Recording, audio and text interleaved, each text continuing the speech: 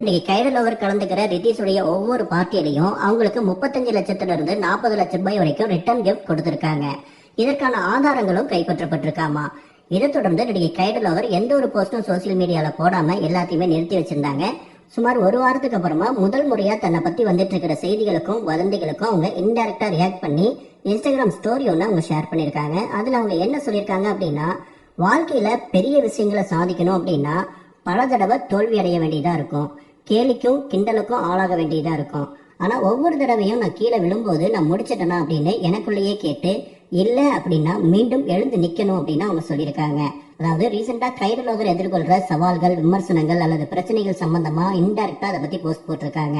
அதே நேரம் ஒரு பார்ட்டியில கலந்துகிட்டதுக்காக மட்டுமே ஒரு நடிகையை மிகப்பெரிய ஊழல் விவகாரத்துல கோத்து விடுறது தப்பு. பாலிவுட்ல ஷாருக் கான் கூட தான் ஒரு பார்ட்டி, ஒரு ஃபங்க்ஷன்ல கலந்துக்க 3 கோடி ரூபாய் வாங்கிட்டு இருக்காரு.